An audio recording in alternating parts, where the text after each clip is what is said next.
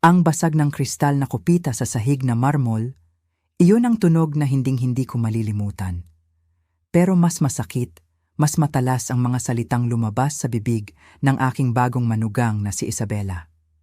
Sa gitna ng kanyang marangyang kasal, sa harap ng kanyang mayayamang magulang at mga bisita, itinuro niya ako. Tinawag niya akong family embarrassment. Ang kahihiyan daw ng pamilya na kailangan nilang tiisin. Sabi niya, "Mom, Dad, meet the family embarrassment we're stuck with." Ang sakit, ang bigat sa loob. Isang malaking hiya ang ibinalot niya sa akin sa harap ng maraming tao. Ang sarili kong manugang na tinanggap ko ng buong puso ay itinuring akong parang isang dumi sa kanyang malinis at mamahaling gown. Ang aking simpleng bestidang navy blue na akala ko ay sapat na, ay naging dahilan para ituring akong basura, walang utang na loob. Iyon lang ang tanging pumasok sa isip ko habang nakikita ko ang mapang-aping ngiti sa kanyang mga labi. Pero ang lahat ay tumigil. Ang musika, ang tawanan, ang lahat, nang mamutla ang mukha ng kanyang ama, si G. Ricardo Delgado. Tiningnan niya ako ng may gulat. Namukhaan niya ako. At sa sandaling iyon, ang hiya na ibinato nila sa akin ay dahan-dahang bumabalik sa kanila. Sa loob ng maraming taon, pinili kong maging tahimik. Ako ang gumanap na ilaw ng tahanan para sa anak kong si Miguel mula nang pumanaw ang kanyang ama. Ako ang nag-ayos ng lahat. Ako ang nagbayad para sa kanyang pag-aaral. Ako ang palihim na nagpuno sa bawat pagkukulang ng pamilyang ito. Pinili kong mamuhay ng simple, ng matipid, dahil gusto kong matuto ang anak ko na magsumikap sa sarili niyang mga paa. Nag-iisa ako sa aking mga desisyon. Nag-iisa ako sa pagtitipid. Akala nila, ang pondo ko ay sapat lang para sa isang simpleng byuda na umaasa sa pensyon ng yumaong asawa. Hinayaan ko silang isipin iyon. Hinayaan ko silang tratuhin ako na parang isang kasambahay na hindi mahalaga sa kanilang paningin. Binabayaran ko ang kanilang mga luho nang hindi nila alam, pero para sa kanila, wala akong pakialam. Para sa kanila, wala akong silbi.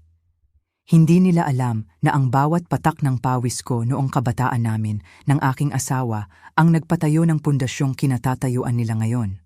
Akala ni Isabela, pinalayas niya ang isang kawawang matanda. Akala niya, nanalo siya dahil napahiya niya ako. Pero ang hindi nila alam, ang maliit na lola na ito na tinawag nilang kahihiyan, siya ang may hawak ng kanilang kapalaran. Mayroon akong lihim na yaman, isang kayamanan na higit pa sa inaasahan nila. Noong pumanaw ang aking asawa, iniwan niya sa akin ang isang sikretong pamana mula sa aming mga imbensyon. Ang halaga, 45 bilyong piso. Opo, 45 bilyon. At ang trump card na hawak ko. 3 taon na ang nakalipas, ako ang misteryosong investor na bumili sa bumabagsak na kumpanya ng tatay ni Isabela. Ang kumpanyang ipinagmamalaki nila. Ang yaman na ginagamit nila para hiyain ako. Ay sa akin pala. Ako ang may-ari ng lahat. Ang kumpanya ng Delgado ay isa lamang pawn, isang maliit na pyesa sa aking mga kamay.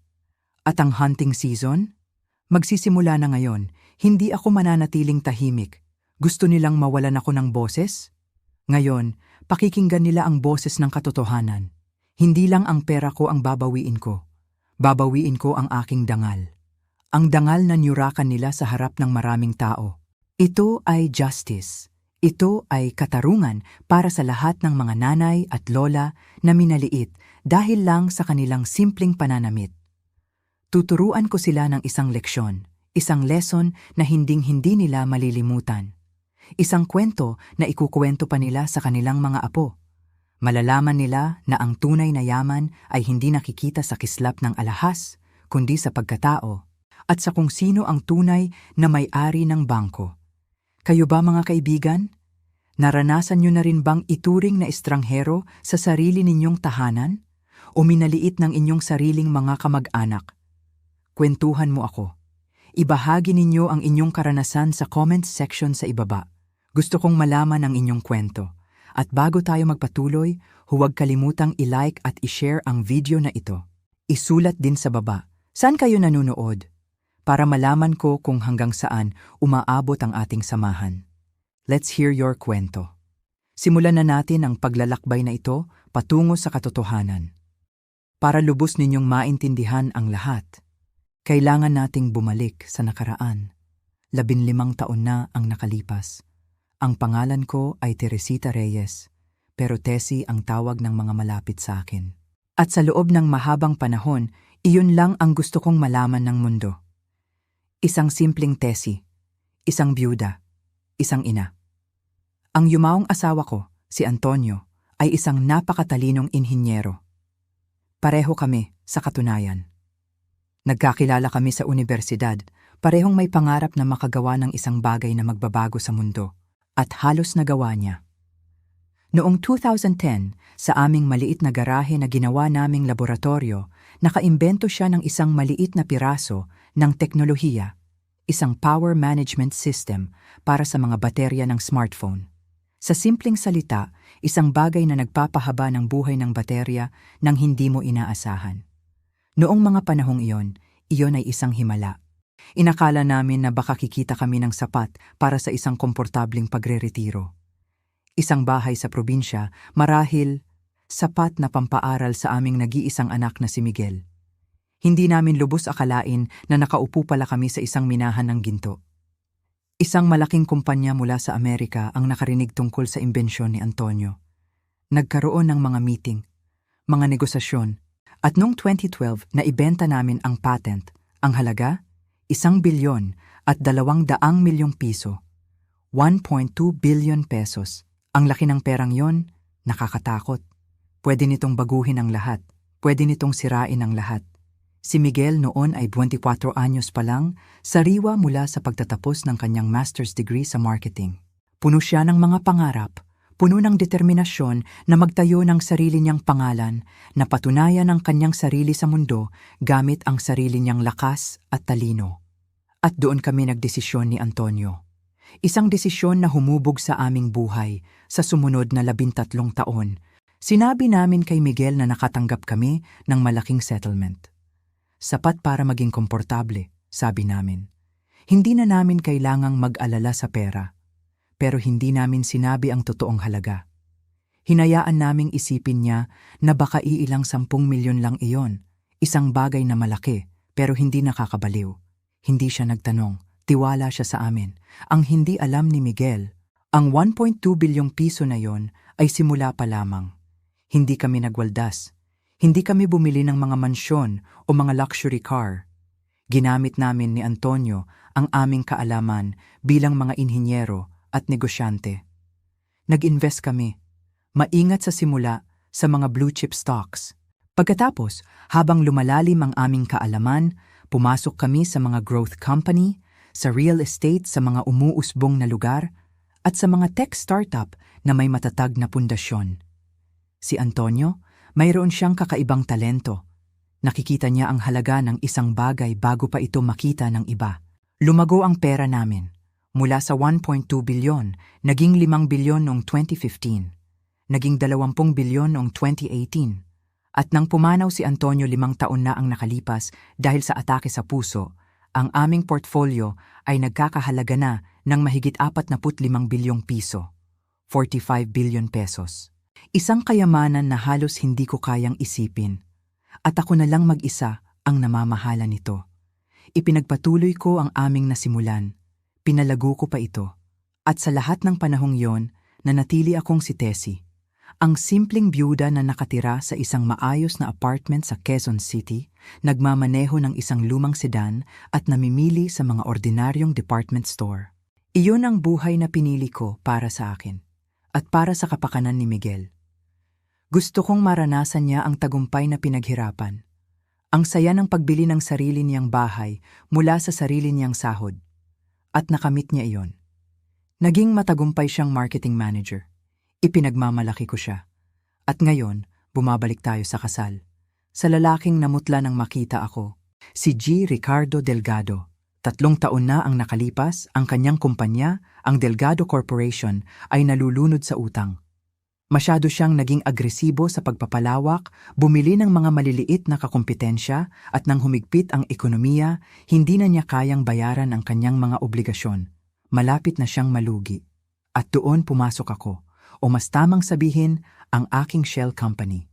Isang korporasyon na walang pangalan, walang mukha, na nag-alok na bilhin ang Delgado Corporation sa isang presyong hindi niya matatanggihan.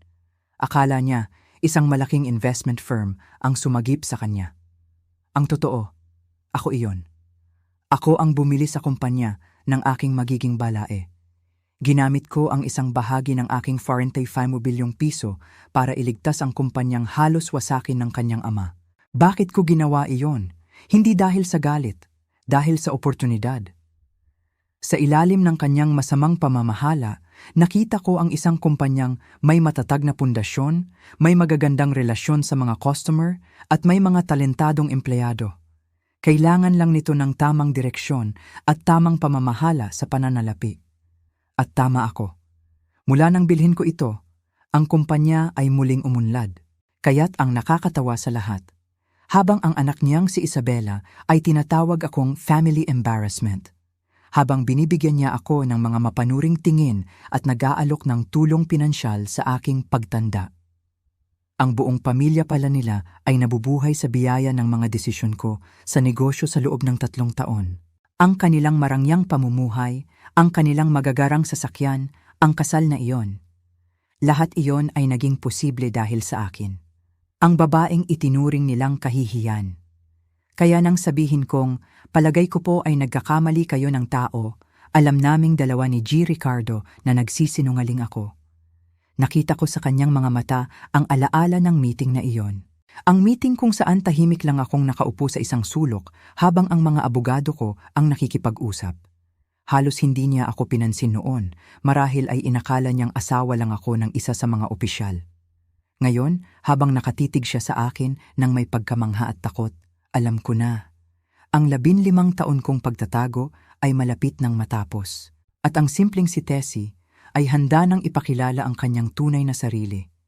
Kinabukasan, ang katahimikan ng aking apartment ay binasag ng isang malakas at desperadong katok sa pinto. 7:00 pa lang ng umaga. Alam ko na kung sino iyon bago ko pa man buksan ang pinto. Si Miguel, ang aking anak. Pagbukas ko ng pinto, isang magulo at balisang Miguel ang tumambad sa akin. Ang kanyang buhok ay tila hindi na suklay, at ang kanyang mga mata ay may bakas ng isang gabing walang tulog. Pumasok siya sa loob na parang isang hayop na nakakulong sa hawla, pabalik-balik sa aking maliit na sala. "Ma, kailangan nating mag-usap," sabi niya. Ang kanyang boses ay nanginginig. "Kailangan niyong ipaliwanag sa akin kung ano ang nangyari kagabi." Huminto siya at hinarap ako.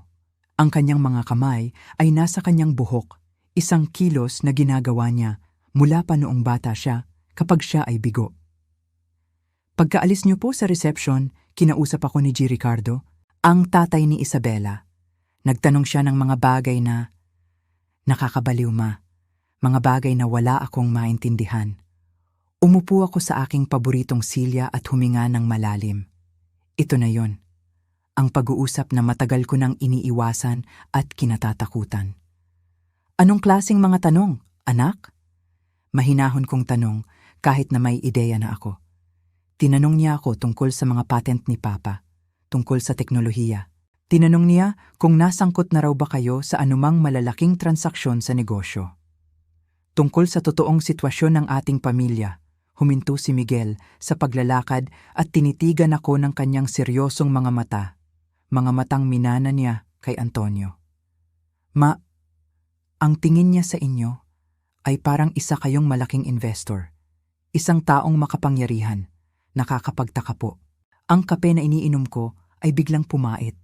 Paano ko sasabihin sa kanya? Paano ko ipapaliwanag sa anak ko na ang buong buhay na alam niya ay isang maingat na itinayong kasinungalingan? Isang kasinungalingan na ginawa para protektahan siya.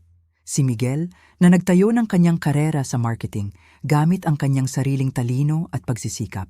Si Miguel na bumili ng kanyang bahay sa pamamagitan ng maingat na pag-iipon. Si Miguel na namuhay ayon sa kanyang kinikita dahil iyon ang mga aral na itinuro namin sa kanya. Paano ko sasabihin sa kanya na habang siya ay nagtatrabaho ng 60 oras kada linggo para ma-promote, kaya kong bilhin ang buong kumpanyang pinagtatrabahuhan niya nang hindi man lang nababawasan ang aking budget? Paano ko sasabihin sa kanya na habang siya ay masipag na nag-iipon para sa down payment ng kanyang bahay? Ako ay namamahala ng isang portfolio na mas malaki pa sa ekonomiya ng ilang maliliit na bayan? Miguel, umupo ka, sabi ko ng may lambing. Kailangan nating mag-usap. Ngunit bago pa ako makapagpatuloy, umilaw ang telepono ko sa ibabaw ng mesa. Isang text message mula kay Isabela. Ang mensahe ay maikli at direkta. Tita Teresita, sa tingin ko po ay dapat tayong mag-lunch ngayon. May ilang bagay po kaming gustong pag-usapan ni Miguel. Ipinakita ko kay Miguel ang mensahe. Nakita ko ang pagbabago sa kanyang ekspresyon mula sa pagkalito patungo sa pag-aalala. Ano po sa tingin niyo ang gusto niyang pag-usapan? Tanong niya. Mayroon akong magandang ideya. Si Isabela ay hindi ang tipo ng babae na hahayaan ang mga misteryo na hindi malutas, lalo na kung may potensyal na kinalaman sa pera. Marahil ay ginugol niya ang buong gabi sa pagtatanong sa kanyang ama tungkol sa mga hinala nito. At ngayon, handa na siyang mag-imbestiga pa. Ang tanong ay, gaano karami ang nalaman ng kanyang ama mula sa maikling engkwentro na iyon? 3 taon na ang nakalipas. Sa tingin ko, maingat kong sabi, ang asawa mo ay mas mapagmatsyag kaysa sa inaakala natin. Sa sandaling iyon, tumunog ang telepono ni Miguel. Ang pangalan ni Isabela ang lumabas sa screen. Sinagot niya ito kaagad at kahit sa kabilang panig ng silid, naririnig ko ang boses ni Isabela, masaya at artipisyal. David, honey, sana ay makapag-lunch tayong lahat ngayon.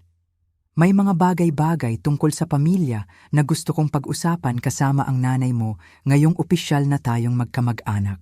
Pagkababa niya ng telepono, tiningnan ako ni Miguel na may parehong ekspresyon noong teenager pa siya at nahuli ko siyang lumabag sa kanyang curfew.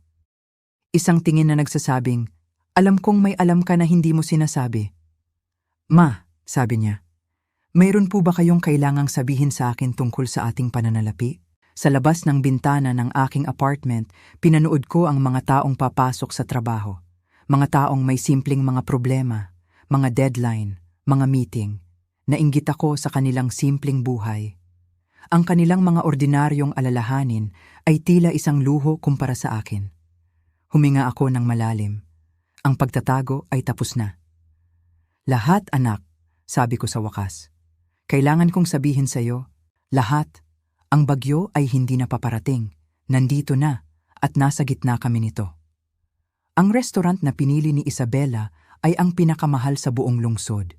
Isang lugar na ang mga kurtina pa lang ay mukhang mas mahal pa sa aking buong aparador. Dumating siya 45 minuto ng mas maaga. Nakaupo na siya sa isang mesa sa sulok nang pumasok kami ni Miguel. Ang pwestong iyon ay estratehiko. Kitang-kita niya ang lahat ng pumapasok at lumalabas. Ang kanyang buhok ay perpektong nakaayos at nakasuot siya ng isang designer suit na nakita ko sa isang magazine kamakailan. Tumayo siya para yakapin kami. Tita Teresita, Miguel, salamat po sa pagpunta, sabi niya. Ang kanyang ngiti ay maningning, pero ang kanyang mga mata ay malamig at mapanuri. Sinusuri niya ang aking simpleng itim na bestida, ang aking luma ngunit eleganteng alahas. Nag-order na po ako ng isang masarap na bote ng wine para ay celebrate ang pagiging pamilya natin. Sabi niya nang makaupo kami. Ang wine na iyon ay isang Bordeaux na nagkakahalaga ng higit pa sa isang buwang grocery ng isang ordinaryong pamilya. Malinaw na mayroon siyang ipinapahiwatig. Isang statement, ito ang pamantayan na inaasahan niya. Napakasarap nito, Hija, sabi ko habang inaayos ang aking upo, pero medyo magarbo yata para sa isang simpleng pananghalian ng pamilya.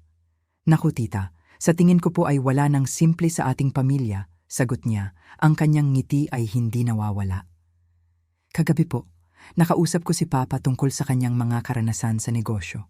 Nagbahagi po siya ng mga kamangha-manghang kwento tungkol sa mga corporate acquisition at mga anonymous investor. Si Miguel ay pabalik-balik ang tingin sa aming dalawa, nararamdaman ang tensyon na hindi niya maintindihan. Isabela, ano ang kinalaman niyan sa lunch natin? Tanong niya. Hindi siya pinansin ni Isabela. Ang kanyang atensyon ay nakatuon sa akin. Alam niyo po tita, nag-major ako sa business sa isang sikat na universidad. Interesado po talaga ako sa corporate finance, lalo na sa mga komplikadong investment structure at mga shell company. Nabanggit po ni Papa na noong binili ang Delgado Corporation, ang bumili ay napaka-discreet. Huminga ako ng malalim at uminom ng aking wine. Naghintay ako. Hahayaan ko siyang ilabas ang lahat ng kanyang baraha. Ang interesante po sa mga discreet investor, patuloy niya, ang kanyang boses ay tila nagbabahagi ng isang masarap na sikreto, ay madalas silang may magandang dahilan para manatiling pribado. Karaniwan, may kinalaman ito sa malaking yaman na mas gusto nilang ilayo sa atensyon ng publiko. Mukhang makatwiran naman iyon, kalmado kong sabi. Sumandal siya ng bahagya, ang kanyang tono ay nagbago. Sabi po ni Papa, ang babae sa acquisition meeting ay tahimik, elegante, at tila nagpapaubaya sa kanyang mga abogado. Pero natatandaan niya na mayroon daw itong tindig ng isang taong sanay gumawa ng mga mahahalagang desisyon. Si Miguel ay nakatitig na sa akin ngayon. Ang mga piraso ng puzzle ay nagsisimula ng mabuo sa kanyang isipan. Bago pa ako makasagot, inilabas ni Isabela ang kanyang telepono at ipinakita sa amin ang isang litrato. Isa itong screenshot ng isang lumang artikulo sa dyaryo. Ang headline, Delgado Corporation na ibenta sa misteryosong investor. At sa ibaba, isang maliit at malabong litrato mula sa seremonya ng pagpirma. Doon, sa likod ng mga abogado at mga executive, ay isang babaeng nakasuot ng navy blue na bestida. Ang kanyang mukha ay halos hindi makita. Pero, hindi po maganda ang kalidad ng litrato, sabi ni Isabela. Pero ang tindig ng babae, ang kanyang tangkad, kahit ang paraan ng paghawak niya sa kanyang bag. Kapansin-pansin pong kamukha ninyo, Tita Teresita. Ang katahimikan sa pagitan naming tatlo ay mabigat. Pinag-aralan ni Miguel ang litrato at nakita ko ang dahan-dahang pagkakilala sa kanyang mga mata. Kinailangan kong hangaan ang pagiging masusi ni Isabela kahit na nararamdaman ko ang pagguho ng pribasiyang maingat kong itinayo. Malaking pagkakataon lang siguro iyan, sabi ko sa wakas. Hindi po ba? Ang ngiti ni Isabela ay may talim na ngayon. Siyempre, maraming pagkakataon sa mundo. Tulad ng kung paano nagsimula ang mga problema sa pananalapi ng aming pamilya sa parehong panahon na may nagbayad ng malaking halaga para sa kumpanya ni Papa. O kung paano ang misteryosong investor na iyon ay biglang naglaho matapos ang acquisition, na para bang mas gusto nilang manatiling anonymous. Ibinaba ni Miguel ang kanyang baso ng wine. Ang kanyang mga kamay ay nanginginig. Ma, pakiusap, sabihin niyo sa aking hindi kayo ang iniisip niya. Tiningnan ko ang aking anak, ang lalaking pinalaki ko na may integridad. At napagtanto ko, ang 15 taon ng paglilihim, gaano man kabuti ang intensyon, ay tapos na. Miguel, sabi ko, may mga bagay tungkol sa mga patent ng iyong ama at sa aming mga investment na hindi ko na ipaliwanag sa iyo. Ang tagumpay ay kitang-kita sa mukha ni Isabela. Ngunit habang pinapanood ko siyang namnamin ang sandaling ito, na akala niya ay kanyang tagumpay, hindi ko maiwasang isipin, may ideya ba siya kung anong klaseng puwersa ang kanyang pinakawalan? May ideya ba siya kung sino talaga ang taong kanyang kinalaban?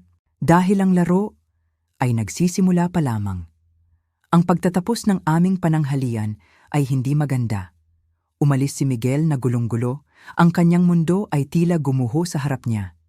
Si Isabela naman, umalis na may ngiti ng isang mananalo. Akala niya, nasa kanya na ang lahat ng baraha. Akala niya, na-corner na niya ako. Ang hindi niya alam, ang laro ay nagsisimula pa lamang. Pagka-uwi ko sa aking apartment, ang unang ginawa ko ay tawagan si G. Santos, ang aking financial advisor sa loob ng 10 taon. Siya lang ang tanging taong pinagkakatiwalaan ko sa aking mga lihim. G. Santos, sabi ko sa telepono, kailangan ko ng pabor. Isang malaking pabor. Kinabukasan, naroon na ako sa kanyang opisina sa Makati. Isang maluwag na opisina na may tanawin ng buong syudad. Gingeder Teresita, sabi niya, habang inaayos ang kanyang salamin, aminado po akong ito ay isang di pangkaraniwang hiling. Bakit po bigla kayong naging interesado sa financial background ng pamilya ng inyong manugang?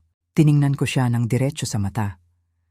Dahil hindi ko namalayan, G. Santos, na noong binili ko ang Delgado Corporation, binibili ko rin pala ang mamanahin ng magiging manugang ko. Sumipol ng mahina si G. Santos. Komplikado po iyan, sabi niya. Sabihin niyo po sa akin ang isang bagay na hindi ko pa alam.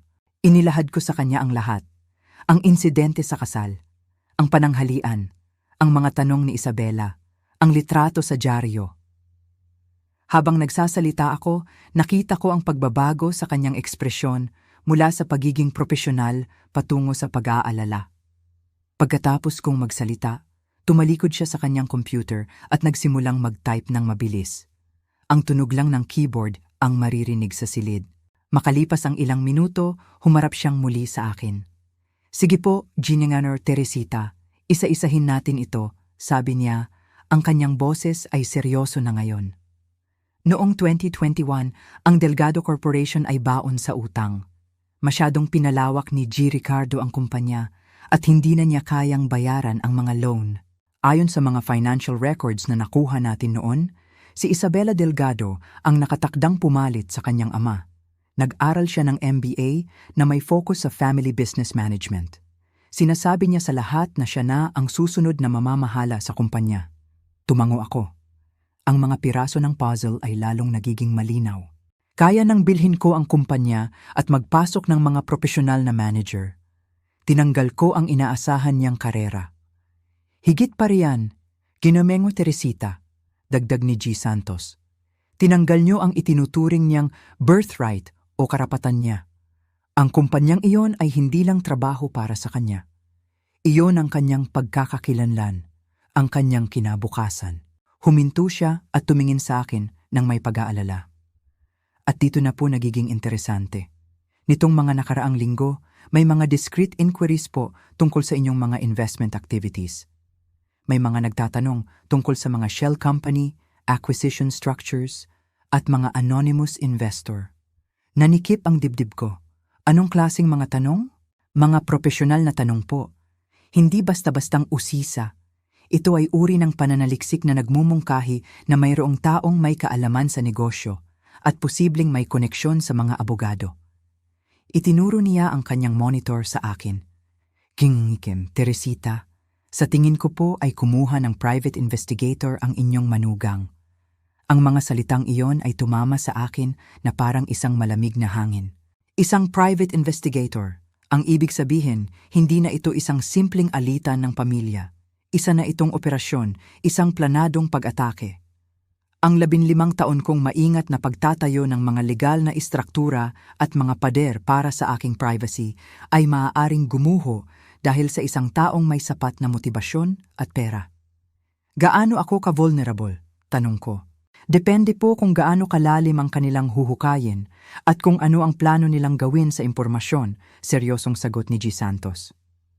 Ang inyong mga proteksyon ay matatag, pero hindi po ito impenetrable. Ang isang determinadong investigasyon na may suporta ng mga abogado ay maaaring matunton ang lahat pabalik sa inyo. Naalala ko ang kilos ni Isabela sa pananghalian. Ang paraan ng paglalahad niya ng kanyang mga natuklasan. Parang isang manlalaro ng chess na nagpapakita ng kanyang winning strategy. Hindi siya nag-iimbestiga para lang malaman ang totoo. Nag-iimbestiga siya para makahanap ng armas. Ano ang irerekomenda mo? Tanong ko. Sumandal si G. Santos sa kanyang upuan. Sa totoo lang po, unahan niyo na sila.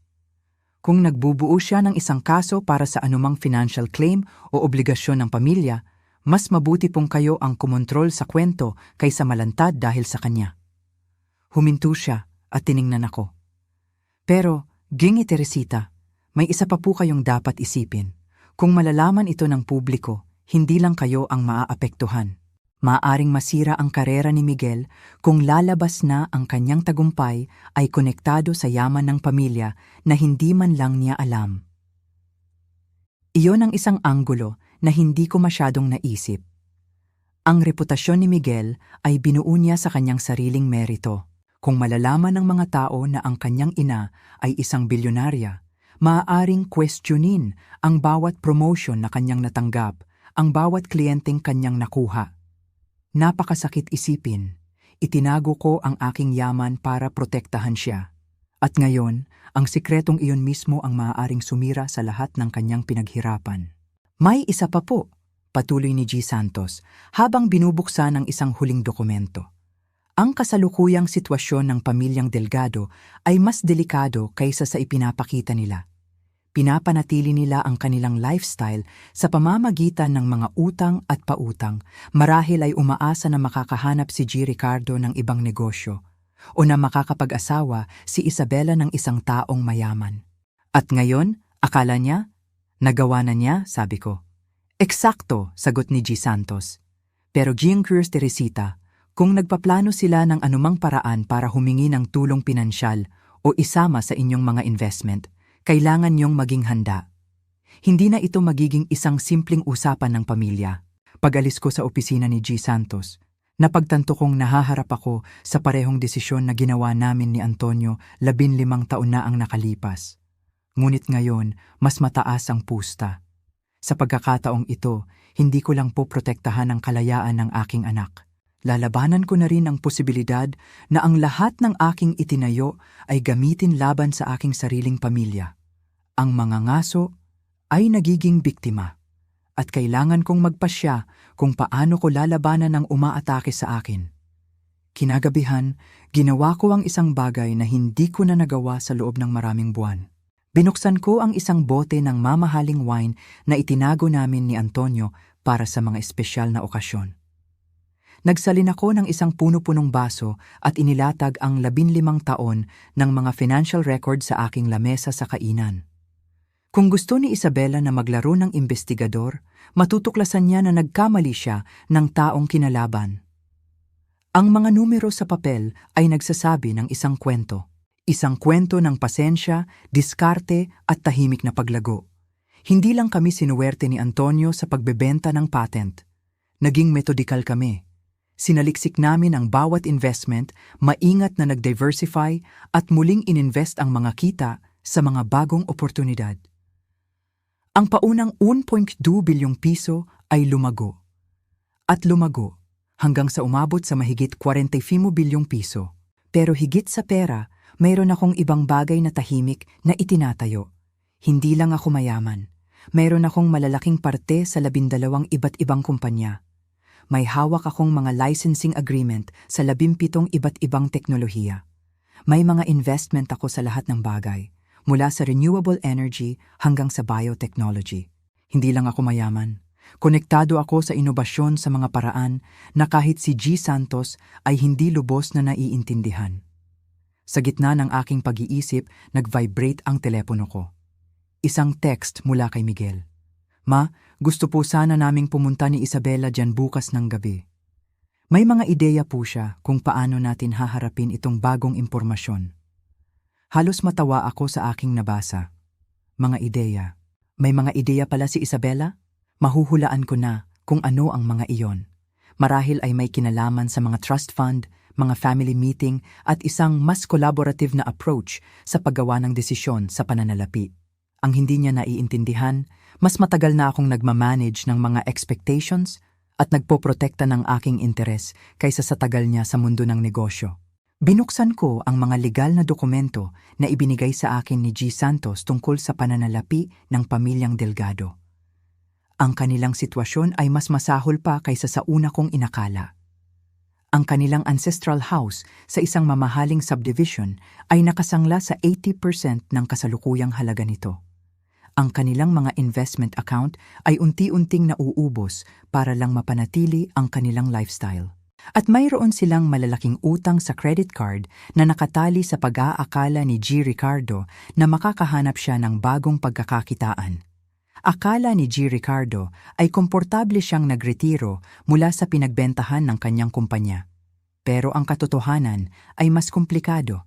Karamihan sa kanyang retirement income ay nagmumula sa mga consulting fee at mga posisyon sa board na ako mismo ang nag-ayos sa pamamagitan ng bagong management ng Delgado Corporation.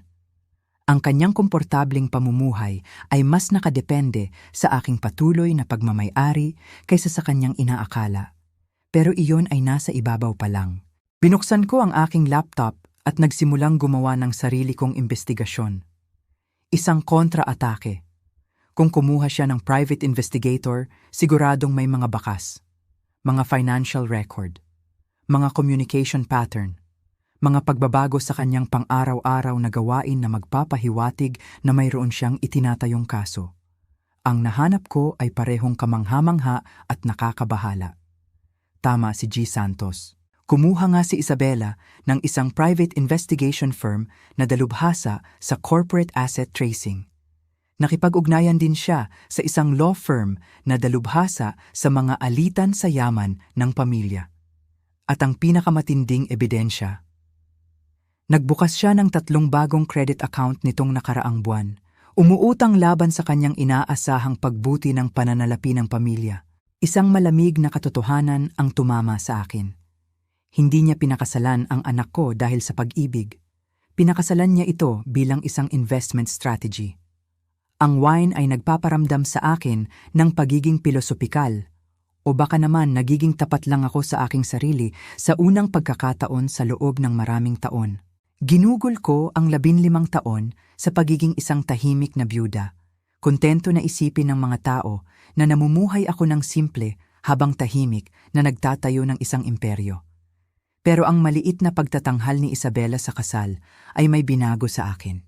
Pagod na akong minamaliit, higit pa sa pagod, tapos na ako. Bukas ng gabi, kapag dinala ni Miguel ang kanyang asawa sa aking apartment para talakayin ang mga ideya niya para sa aming kinabukasan, bibigyan ko silang pareho ng isang edukasyon. Isang aral tungkol sa kung sino talaga ang taong pinili nilang imbestigahan. Dahil si Teresita Reyes, ang maingat na investor, ay magiging si Teresita Reyes, ang estratehikong kalaban. At mayroon akong 15 taong karanasan sa pagpanalo sa mga laro na hindi man lang alam ng ibang tao na nilalaro pala nila. Dumating si Miguel at Isabela sa aking apartment kinagabihan. Ang kanilang tindig ay parang mga diplomatang papasok sa isang maselang negosasyon. Maingat kong pinaghandaan ang kanilang pagbisita. Naghanda ako ng isang simpleng plato ng keso at prutas at nagbukas ng isang bote ng hindi kamahalang wine. Walang anumang magpapahiwatig ng yaman na talagang mayroon ako. Ma, salamat po sa pagpayag na makipag-usap sa amin. Simula ni Miguel, ang kanyang boses ay maingat, parang isang taong naglalakad sa isang minahan. Alam ko pong naging komplikado ang mga nakaraang araw. Si Isabela ay nakabihis para sa okasyon. Isang konserbatibong business suit. Ang kanyang pagsasanay sa MBA ay kitang-kita sa dala niyang portfolio at sa paraan ng kanyang pag-upo sa aking silya. Tita Teresita, sabi niya, gusto ko pong simulan sa pagsasabing lahat ng pag-uusapan natin ngayong gabi ay mananatili sa loob ng pamilya. Magkakampi po tayong lahat dito. Halos mapangiti ako sa kanyang kapangahasan. Siyempre, Hiya, ano ba ang gusto ninyong pag-usapan? Binuksan niya ang kanyang portfolio, inilalantad ang ilang mga dokumento na halatang maingat niyang inihanda. Naisip ko po ang ating usapan noong lunch at marahil ay mali po ang naging simula natin. Ang gusto ko pong imungkahi ay isang mas collaborative na approach sa family financial planning. Collaborative paano? Tanong ko. Hindi naging komportable si Miguel sa kanyang tabi. May mga ideya po si Isabela kung paano natin maaaring ayusin ang mga bagay-bagay para makinabang ang lahat. Ang punto po, Tita Teresita, patuloy ni Isabela, ang kanyang boses ay nagkaroon na ng kumpiyansa ng isang taong nagpepresenta ng isang business proposal. Ang yaman ng pamilya ay pinakamahusay na napapamahalaan kapag ito ay estratehikong pinaplano sa bawat henerasyon. Napag-usapan po namin ni Miguel kung paano tayo maaaring gumawa ng isang istruktura na poprotekta sa inyong privacy habang nagbibigay ng mas maraming transparency para sa pagpaplano ng pamilya. Ayan na, ang tunay na layunin ng pulong na ito. Uminom ako ng aking wine at naghintay sa kanyang pagpapatuloy. Naisip po namin na magtayo ng isang family foundation, sabi niya. Isang bagay na magbibigay daan sa atin na mag-ambag sa kawanggawa habang nagbibigay din ng mga benepisyo sa buwis at koordinasyon sa investment. Inilabas niya ang isang dokumento na mukhang isang paunang legal na kasunduan. Nakipag-usap na po ako sa isang abogado na dalubhasa sa family wealth management. Ang kanyang katapangan ay nakakagulat. Natuklasan niyang may pera ako at agad na nagplano kung paano ito makukuha, kumpleto sa legal na konsultasyon at mga formal na proposal. Mukhang napaghandaan mo itong mabuti. Ang foundation po ay pamamahalaan ng isang board of family trustees, masigla niyang patuloy. Kayo po, ako, si Miguel, at sa hinaharap, ang aming mga magiging anak. Magbibigay ito sa ating lahat ng boses sa mga malalaking desisyon sa pananalapi. Si Miguel ay nakatitig sa mga dokumento, tila nalulula. Isabela, baka dapat nating bagalan. Sa totoo lang, Miguel, sa tingin ko ay pinag-isipang mabuti ng iyong asawa ang proposal na ito, kalmado kong sabi. Sabihin mo sa akin, Isabela, anong klaseng paunang pondo ang nasa isip mo para sa foundation na ito? Nagningning ang kanyang mga mata sa inakala niyang interes ko. Depende po iyon sa lawak ng mga gawaing pangkawanggawa na gusto nating gawin. Naisip ko po na maaaring magsimula tayo sa isang bagay na malaki para magkaroon ng tunay na impact.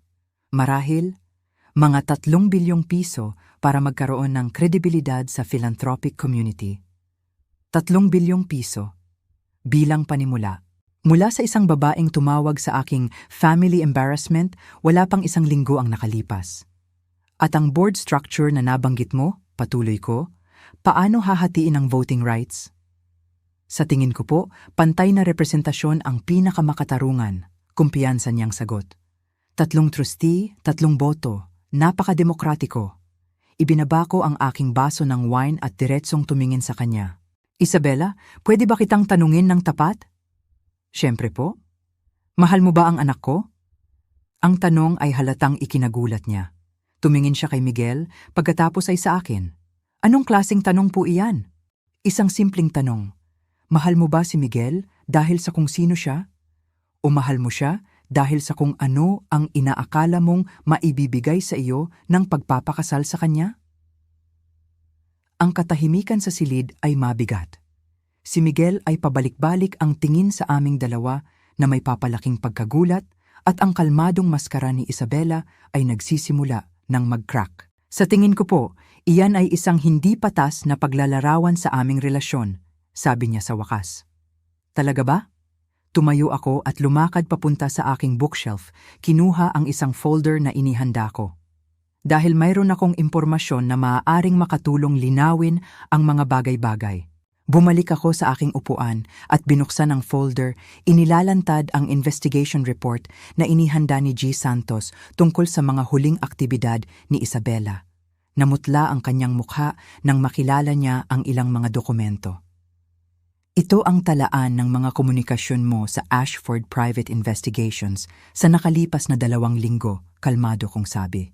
Tila, kinuha mo sila para magsaliksik sa mga corporate ownership structure at mag-trace ng mga anonymous investor. Medyo magastos sa nakikita ko.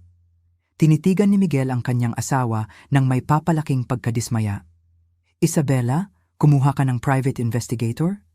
Hindi ganyan ang iniisip mo, mabilis niyang sabi. Sinusubukan ko lang maintindihan ang sitwasyon ng ating pamilya. Nagbubuo ka ng kaso, pagtatama ko. Ipinapakita ng mga record na ito na kumonsulta ka rin sa Harrison Webb and Associates, isang law firm na dalubhasa sa mga alitan sa yaman ng pamilya. At ito, interesante. Nagbukas ka ng 3 bagong credit account nitong nakaraang buwan, umuutang laban sa iyong inaasahang pagbuti ng pananalapi ng pamilya. Napakalaking assumption yan. Si Isabela ay nagkakandaugaga na ngayon, ang kanyang maingat na composure ay tuluyan ng nawala. Tita, kailangan niyo pong maintindihan. Sinusubukan ko lang protektahan ang interes ng pamilya natin. Kaninong interes? Tanong ko. Dahil ayon sa financial profile na ito na inihanda ni G. Santos, ang sitwasyon ng iyong pamilya ay mas delikado kaysa sa ipinapakita mo. Inilatag ko ang iba pang mga dokumento sa mesa. Ang bahay ng mga magulang mo ay nakasangla. Ang kanilang mga investment ay naubos na. Karamihan sa kanilang kasalukuyang kita ay nagmumula sa mga consulting arrangement na ako mismo ang nagpapanatili. Binabasa ni Miguel ang mga dokumento, ang kanyang mukha ay nagpapakita ng pagkalito, galit at isang bagay na mukhang pagkasawi. Ma, paano niyo po nalaman ang lahat ng ito? Dahil Miguel, kapag may sumusubok na imbestigahan ako, Iniimbestigahan ko rin sila. At ang nalaman ko ay ang pamilya ng iyong asawa ay nabubuhay sa hiram na oras at hiram na pera sa nakalipas na 3 taon. Sa wakas, nagsalita si Isabela pero nanginginig na ang kanyang boses. Hindi nito binabago ang katotohanan na pamilya na tayo ngayon. Na dapat ay nagtutulungan tayo. Tama ka, sabi ko, tumayo at lumakad papunta sa bintana. Dapat nga tayong magtulungan. Humarap akong muli sa kanila. Ang tanong, anong klaseng tulong ang nasa isip mo? Dahil sa tingin ko, ito ang nangyari. Natuklasan mong may pera ako at agad kang nagplano kung paano ito makukuha. Hindi kung paano mag-aambag dito, hindi kung paano tutulong sa pamamahala nito, kundi kung paano ito i-restructure para magkaroon ka ng kontrol sa mga desisyon sa paggastos. Hindi iyan patas, protesta ni Isabela. Hindi ba? Inilabas ko ang isang huling dokumento mula sa aking folder. Ito ay isang recording ng isang tawag mo sa iyong ka-roommate sa kolehiyo 3 linggo bago mo makilala si Miguel. Dito, partikular mong sinabi na pagod ka na sa mga lalaking hindi kayang magbigay ng financial security at naghahanap ka ng isang taong mula sa isang matatag na pamilya na may magandang kinabukasan. Ang katahimikan na sumunod ay ganap.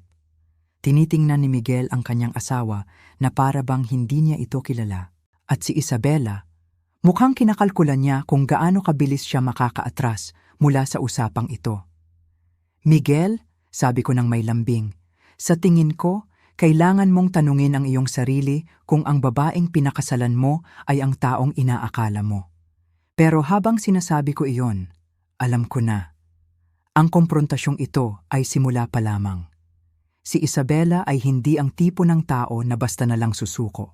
At naipakita ko na sa kanya kung gaano kalaki ang nakataya, kung naging estratehiko siya noon. Ngayon, magiging mapanganib na siya. Ang sumunod na 2 linggo ay lumipas sa isang nakabibinging katahimikan. Isang maingat na katahimikan. Si Miguel ay pansamantalang bumalik sa kanyang sariling apartment. Sabi niya sa akin sa telepono, kailangan niya ng oras. Oras para pag-isipan ng lahat. Oras para alamin kung ano ang totoo at kung ano ang hindi. Narinig ko ang bigat sa kanyang boses, ang sakit, at bilang ina, wala akong magawa kundi bigyan siya ng espasyong iyon. Si Isabela, umalis siya sa aking apartment noong gabing iyon na parang isang bagyo. Pero bago siya tuluyang umalis, nilinaw niya na ang aming pag-uusap ay hindi isang pagtatapos. Isa itong deklarasyon ng digmaan, at napatunayan niyang mas mapanganib siya kaysa sa aking inaasahan. Akala ko, ang kanyang mga armas ay panlilin lang at manipulasyon lamang. Nagkamali ako. Ang unang senyales ng tunay na panganib ay dumating sa isang tawag mula kay G. Santos noong Biyernes ng umaga. Ang kanyang boses sa kabilang linya ay hindi na kalmado. Mayroon itong bahid ng pag-aalala. Ginyanga Teresita, sabi niya, may problema po tayo. Isang malaking problema. Ano iyon? Tanong ko, habang nararamdaman ang panlalamig sa aking sikmura. Mayroon pong gumagawa ng mga opisyal na pagtatanong sa SEC, sa Securities and Exchange Commission, tungkol sa inyong mga investment structure. Propesyonal na mga pagtatanong po ito. Nagpapahiwatig na nagbubuo sila ng isang kaso para sa posibleng mga paglabag sa regulasyon. Naramdaman kong bumagsak ang aking sikmura. Ang SEC. Hindi na ito isang simpleng investigasyon. Ito ay isang opisyal na reklamo sa gobyerno. Anong klaseng mga paglabag? Pagkabigo raw na ideklara ng maayos ang beneficial ownership sa mga kumpanyang nakalista sa stock market. Posibleng insider trading sa ilan sa inyong mga acquisition. Mga tanong kung ang inyong mga shell company ay nag-report ng kanilang mga aktibidad ng tama, huminto siya. Teresita, hindi na po ito basta-bastang usisa. May sumusubok na magtayo ng isang kasong legal laban sa inyo. Alam ko kung sino ang may sumusubok na yon. Si Isabela. Ito ang kanyang ganti. Ito ang kanyang susunod na hakbang. Gaano ito kaseryoso? Depende po sa kung ano ang kanilang mahahanap at kung ano ang kanilang intensyon, sabi ni G. Santos. Ang inyong mga istruktura ay legal, Ginyang Teresita. Ngunit ang mga komplikadong financial arrangement ay minsan nagmumukhang kahina-hinala sa mga regulator na hindi naiintindihan ang buong konteksto. Kung magsasampa sila ng isang formal na reklamo, maaaring abutin ng buwan o kahit taon ang investigasyon kahit na mapatunayan kayong walang kasalanan sa huli. Ang mga implikasyon ay nakakagulat. Hindi lang ang gastos sa mga abogado at ang oras na gugugulin, kundi ang publisidad. Ang publisidad na wawasak sa katahimikan at privacy na 15 taon kong iningatan. Ano ang irerekomenda mo? Tanong ko. Narinig ko ang kanyang malalim na paghinga. Sa totoo lang po, tapusin niyo na ito bago pa lumala. Ano man ang alitan ng pamilya na nag-trigger nito, kailangan pong maresolba kaagad. Dahil ang pagsisiyasat ng mga regulator, mayroon itong paraan na lumawak pa sa orihinal na reklamo. Pagkababa ko ng telepono, naupo lang ako sa aking sala, tahimik. Iniisip ko ang aking mga pagpipilian. Itinaas na ni Isabela ang antas ng laban, mula sa private investigation patungo sa posibleng legal na digmaan. Marahil, umaasa siyang pipilitin niya akong makipag-areglo sa kanya kaysa harapin ang panganib na malantad sa publiko. Ito ay isang matalinong stratehiya kung tutuusin, isang maruming stratehiya. Sa gitna ng aking pag-iisip, tumunog ang telepono ko. Ang pangalan ni Miguel ang lumabas sa screen. Sinagot ko ito. Ma, kailangan nating mag-usap, sabi niya. May nangyari po. Dumating siya isang oras ang makalipas. Mukha siyang pagod at mas matanda kaysa sa kanyang edad na 32. Nag-file na si Isabela ng separation, sabi niya nang walang anumang pag-aalinlangan. Sabi ng abogado niya, nag-aalala raw siya sa mga posibleng financial liability mula sa mga hindi idineklara na yaman ng pamilya. Halos hangaan ko ang kanyang pagiging masusi. Sa pamamagitan ng pag-file ng separation, pinoprotektahan niya ang kanyang sarili sa legal na paraan, habang pinoposisyon ang sarili para sa isang malaking divorce settlement. I'm sorry, Miguel, sabi ko. Tiningnan niya ako. Ang kanyang mga mata ay may higit na sakit kaysa galit. Talaga po ba, Ma? Dahil parang kayo po ang nag-orkestra ng lahat ng ito. Parang gusto niyong masira ang pagsasama namin para lang mapatunayan ang isang punto tungkol sa kanyang mga motibasyon. Ang akusasyon ay tumama sa akin ng mas malakas kaysa sa aking inaasahan. Miguel, hindi ko kailanman ginustong masira ang pagsasama ninyo. Ang gusto ko lang ay maintindihan mo kung sino ang pinakasalan mo bago pa mahuli ang lahat. Sa pamamagitan ng pagsira sa seguridad ng kanyang pamilya? Sa pamamagitan ng pag-imbestiga sa kanya na parang isang kriminal? Umiling siya. Ma, hindi ko na po kayo kilala. Masakit, pero pinilit kong magpakatatag. Ako pa rin ang taong nagpalaki sa iyo na may integridad. Ang parehong tao na nagnanais na magtagumpay ka sa sarili mong pagsisikap, hindi dahil sa pera ng pamilya. At tingnan niyo po kung saan ito napunta, mapait niyang sabi. Iniiwan ako ng asawa ko. Bumagsak ang sitwasyon ng kanyang pamilya. At ngayon, nalaman ko na ang nanay ko pala ay isang corporate mogul na nagsinungaling sa akin sa loob ng 15 taon. Gusto ko siyang yakapin. Aliwin siya tulad ng ginagawa ko noong bata pa siya na may sugat sa tuhod. Pero ang distansya sa pagitan namin ay tila isang malaking pader na hindi kayang gibain. Miguel, sabi ko, may isa ka pang dapat malaman. Nag-file na si Isabela ng mga reklamo sa mga federal regulator tungkol sa aking mga investment. Sinusubukan niya akong pilitin sa isang pampublikong legal na labanan. Tinitigan niya ako. Ano po ang ibig sabihin niyan? Ang ibig sabihin nito, hindi pa ito tapos. Nagsisimula pa lang ito. At kailangan kong malaman, kailangan mong magpasya.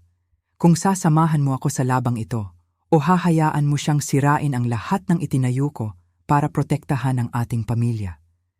Ang katahimikan ay tumagal sa pagitan namin. Sa wakas, tumingala si Miguel sa akin. Sa kanyang mga mata, may nakita akong isang bagay. Marahil ay ang simula ng pag-unawa. Ano po ang kailangan kong gawin? Tanong niya. Ang digmaan ay opisyal nang idineklara at ngayon may kakampi na ako.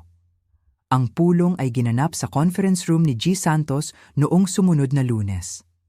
Ang kapaligiran sa loob ng silid ay napakatindi, sapat na para hiwain ng kutsilyo. Naroon ako, kasama si Miguel sa aking tabi.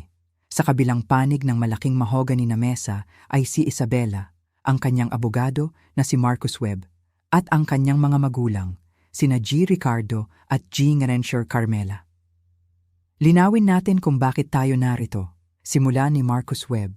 Habang inaayos ang kanyang mamahaling suit at inilalatag ang mga dokumento sa mesa, nalaman ng aking kliyente na si Gina Teresita Reyes ay nagtatago ng malaking yaman habang hinahayaan niyang dumanas ng pinansyal na paghihirap ang pamilya ng asawa ng kanyang anak.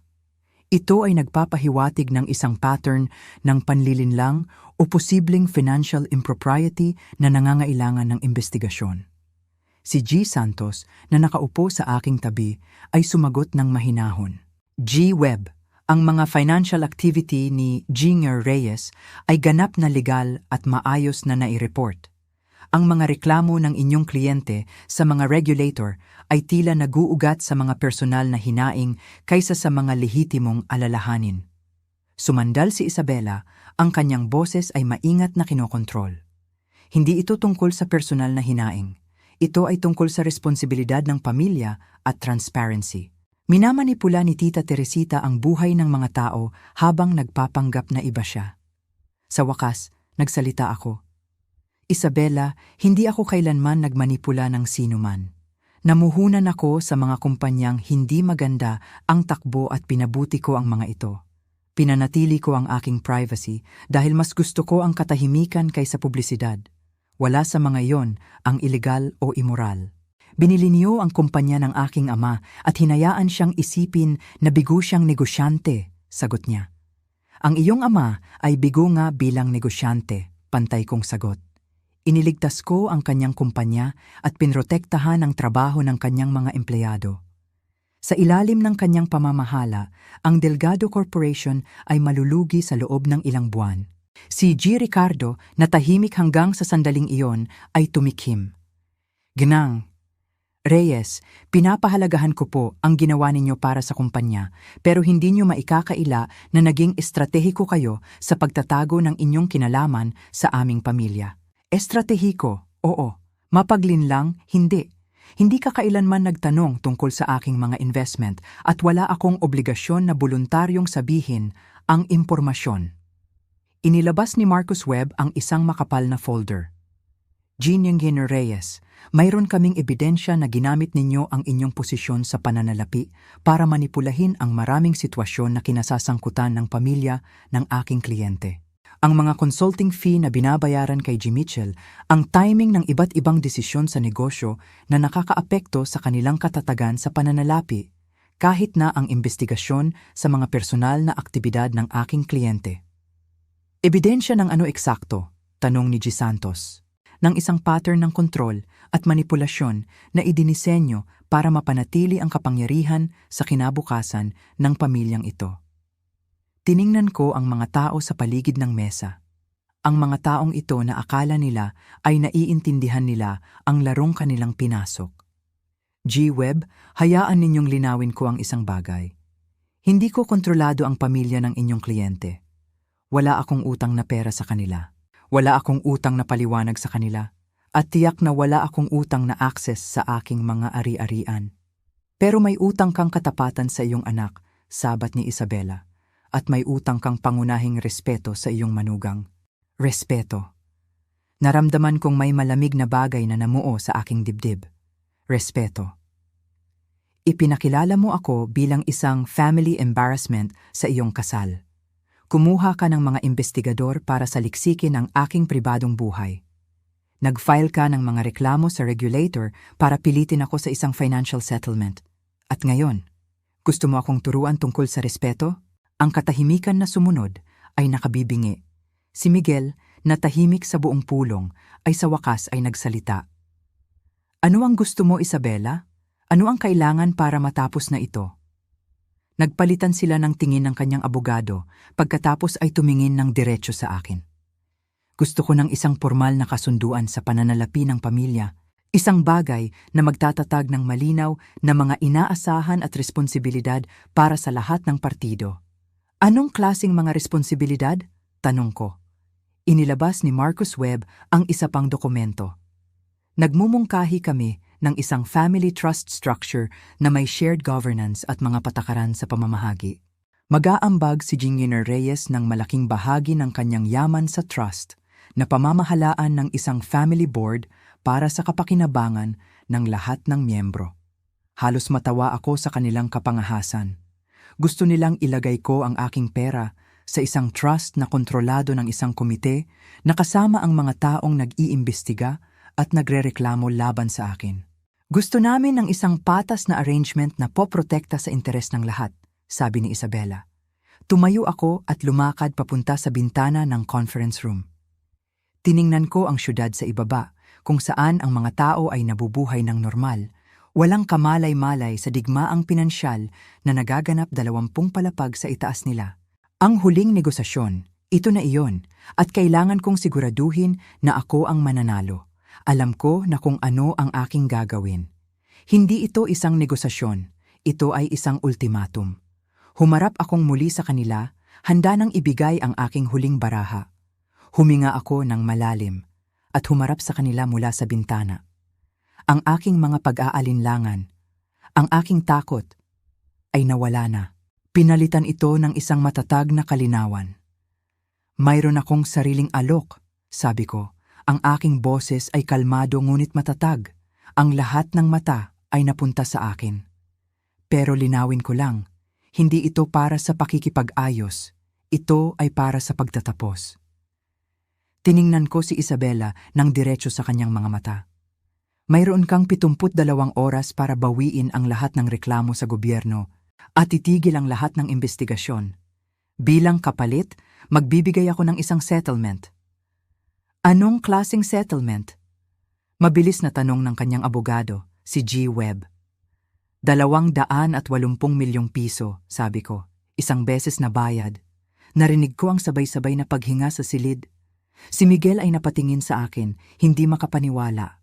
280 milyon bilang kapalit sa pagpirma mo sa isang kasunduan na hindi mo na kailanman kukontakin ang anak ko o ako magpakailanman. Biglang tumayo si Miguel. Ma, itigil niyo na po to, sabi niya. Ang kanyang boses ay puno ng sakit at pagkadismaya. Baliw na to. Pinag-uusapan natin ang presyo ng kasal ko na parang isang negosyo. Hindi ba't iyon naman talaga ang naging tingin niya rito? Mahinahon kong tanong. Lumingon si Miguel kay Isabela. Ang kanyang mga mata ay nagmamakaawa para sa isang katotohanan. Isabela, sagutin mo ako ng tapat. Minahal mo ba ako? O minahal mo lang ang pera na akala mo ay mayroon ako? Ang katahimikan. Iyon na ang sagot. Hindi siya makatingin ng diretso sa aking anak. 280 milyon, inulit ko. Ang aking boses ay walang bahid ng emosyon. Idagdag pa natin, mananatili sa mga magulang mo ang kanilang bahay at mananatili ang iyong ama sa kanyang posisyon bilang konsultant.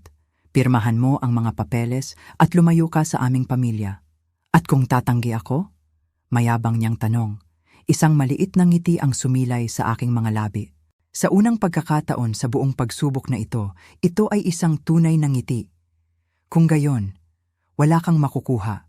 Mawawala ang bahay ng mga magulang mo. Mawawala ang kita ng iyong ama. At gugugulin mo ang susunod na mga taon sa isang legal na laban na mas malaki pa ang magagastos mo kaysa sa mapapanalunan mo. Kinabukasan, 11 minuto bago magtanghali. Tumawag ang abogado ni Isabela kay G. Santos para tanggapin ang alok. Pagsapit ng hapon, napirmahan na ang lahat. At ganun lang, naglaho siya. Lumipas ang 6 na buwan. Si Miguel ay opisyal ng diborsyado. Isang gabi, tumawag siya sa akin. Ma, sabi niya, at narinig ko ang saya sa kanyang boses sa unang pagkakataon sa loob ng mahabang panahon. May nakilala po ako. Ang pangalan niya ay Sofia. Talaga anak? Opo. Isa po siyang guro at wala siyang ideya na mayaman kayo. Paano mo nalaman? Dahil nang sabihin ko sa kanya na ang nanay ko ay nakatira sa isang maayos na apartment at nagmamaneho ng isang maaasahang sasakyan. Sabi niya, iyon daw yung klase ng babae na alam ang priority sa buhay. Napangiti ako, isang mainit na pakiramdam ang dumaloy sa aking puso. Mukhang perpekto siya. Kailan ko siya makikilala? Sa susunod na linggo po. Pero ma, kapag naghapunan po tayo, pwede po bang maging yung nanay ko lang kayo? Yung nagpalaki sa akin na magtrabaho ng mabuti? Pwede po bang iwanan niyo muna sa bahay ang pagiging corporate mogul? Tumawa ako. Siyempre anak, pero kapag nalaman kong iniimbestigahan niya ang finances natin, iba na ang usapan. Deal, sabi niya, at narinig ko ang ngiti sa kanyang boses. Sa wakas, pagkatapos ng lahat, ang hinaharap ay kasing liwanag ng palagi kong pinapangarap para sa amin.